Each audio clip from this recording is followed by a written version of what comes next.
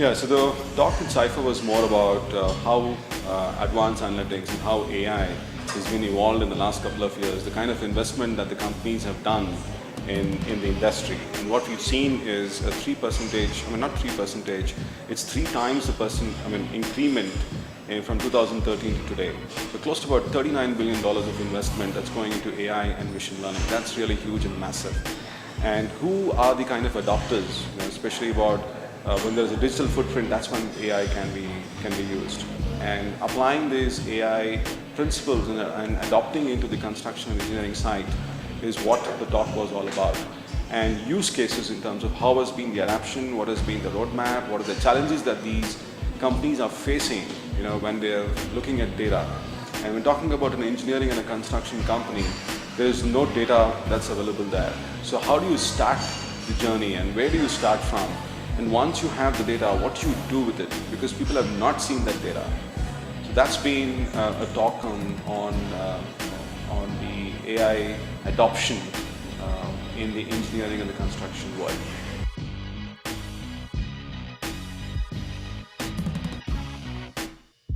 I think the company has really embarked into the journey a couple of years back, and there's a vision for the CEO and for the company to take the organization and to adopt digital as well as analytics. So in that journey, we are using data and we are ensuring that we be the pioneers in adapting AI and ML into every activity, the workflows that we get in, and to get people start benefiting from AI. So there has been a huge amount of focus and investment as well to build the capabilities in AI and ML.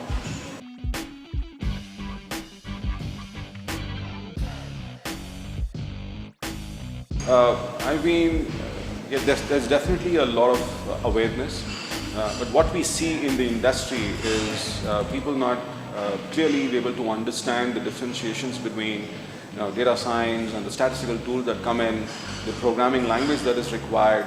There is a gap and there is a skill set gap that needs to be addressed and fixed. So if somebody is going to embark into the journey of data science, one, they need to have a good statistical background, supporting with the computer programming, which will help them to work with different kind of data sets. So I see that there is huge potential, and a good amount of training and hands-on experience would ensure that one can be successful in this industry.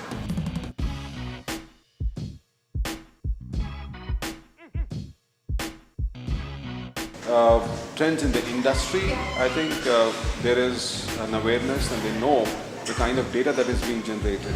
As we talk, there is data that is being generated, and people should be aware of what they can do and how they can use that data.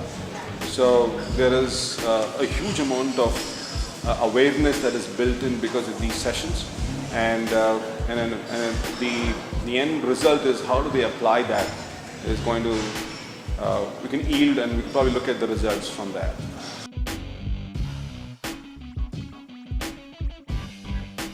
Yeah, the challenges is lack of statistical background.